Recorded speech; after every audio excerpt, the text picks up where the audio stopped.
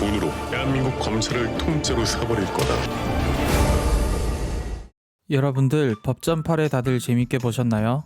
이번 에피소드에서는 황기석과 은용이 힘을 합쳐 명회장을 골로 보내려다가 검사장들과 함께 동기어진하겠다며 배를 째버린 명회장에 의해 죄 없는 수많은 개미들의 등골만이 터져버리게 된 그런 안타까운 모습을 보여주었는데요. 그러면 이번 영상에서도 드라마의 줄거리를 간단히 소개해드린 후 리뷰를 진행하도록 하겠습니다. 드라마는 황기석과의 거래에 성공한 은용이 수사자문이라는 명목으로 조카인 장태춘 검사와 함께 같은 사무실에서 일하게 된 모습을 보여주며 시작하는데요. 이들은 이제 차장검사로 승진하게 된 황기석에게 각종 기업들의 금융범죄들 중 대중들이 좋아할 만한 것들을 추려내어 갖다 바치며 이번에 황기석이 새로이 맡게 된 증권범죄특별수사단에게 공급해주는 일을 하게 된 모습을 보여줍니다.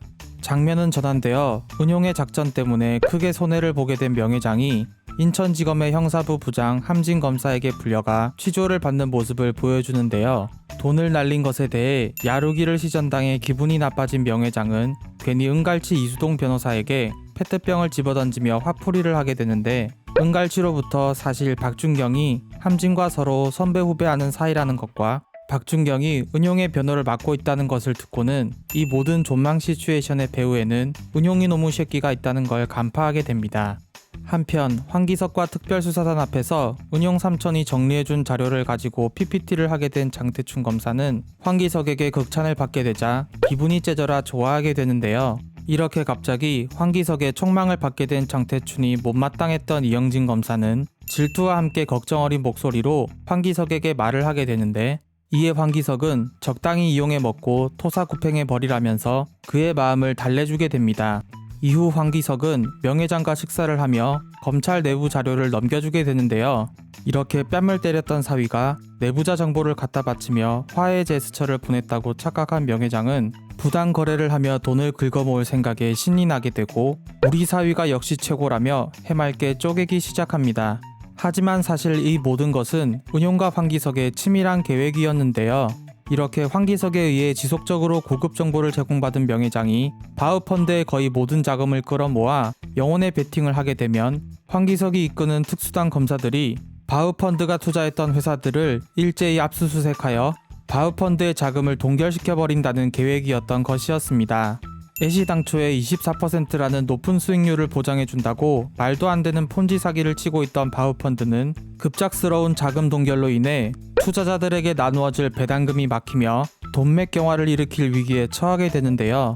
이에 명회장은 극심한 뒷골의 땡김을 느끼며 잠시 휘청거리게 되지만 마지막 발악으로 동업을 하고 있던 남산그룹 회장인 이정근을 찾아가 다짜고짜 바우펀드의 손실을 메꿔달라고 대놓고 부탁을 하러 가게 됐는데 이정근은 이런 명회장에게 그의 사위인 황기석이 절대 그를 도와주지 말라고 신신당부했다는 소식을 듣고는 비로소 사건의 전말을 깨달으며 허탈한 표정을 짓게 됩니다. 그날 밤 승리를 만끽하며 꿀잠을 자려던 은용은 검찰 조사라는 명목으로 어디론가 불려가게 되는데요. 자신을 부른 사람이 이영진 검사라는 걸 알게 되자 어리둥절한 표정을 짓는 은용이었지만 일단 그가 시키는 대로 환복을 한 후 그의 차를 타고 명회장이 있는 별장에 도착하게 됩니다. 그리고 명회장으로부터 달콤한 제안을 받게 되는데요. 원래는 박준경이 가지고 있던 황기석을 골로 보낼 USB뿐만 아니라 여러가지 사진들이 들어있는 USB까지 합쳐 2개를 줄 테니 빵꾸난 바우펀드의 손실액 6천억 원을 긴급히 좀 입금해달라는 것이었습니다. 이에 돈이라면 미친듯이 많았던 은용은 이게 웬 떡이냐 싶어 바로 6천억 원을 결제해주겠다고 OK를 때리게 되는데요. 하지만 이때 명회장은 갑자기 사실 너를 한번 떠본 거라면서 자신의 진짜 계획을 발표하게 됐는데 그건 바로 바우펀드의 환매 중단을 선언해버린다는 것이었습니다.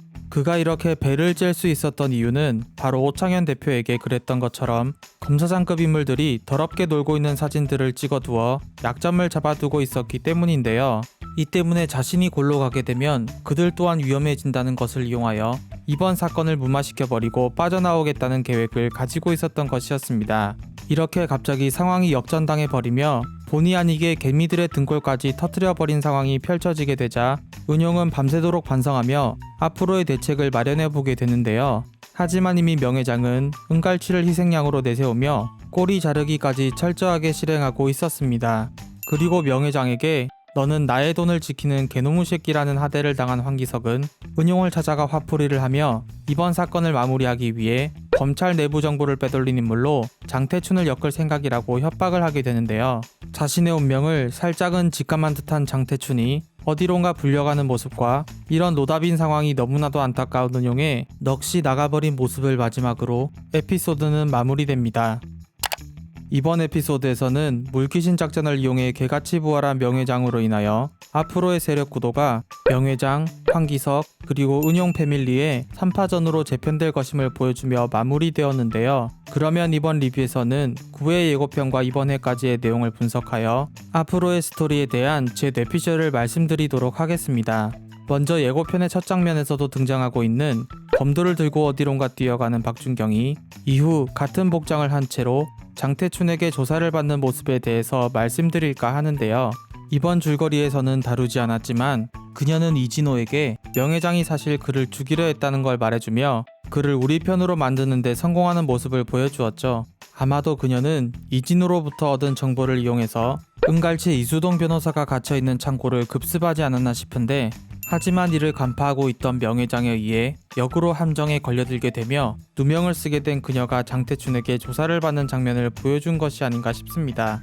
또한 누군가에 의해 이수동 변호사와 같이 있던 사진이 유출되며 바우펀드 사태에 대한 책임이 황기석에게 전가되는 상황을 보여주었는데요. 이번 회의 마지막 부분에서 검찰 내부 정보를 흘린 것을 장태춘으로 만들려고 했던 황기석이 누군가에 의해 통수를 거하게 맞은 것으로 생각되는데 그가 이수동 변호사와 같이 있는 사진을 가지고 있을 만한 인물이 명회장 밖에 없다는 점 때문에 아마도 명회장이 은용과 결국 거래를 하게 되고 이에 황기석을 버리는 카드로 쓰지 않았나 생각됩니다.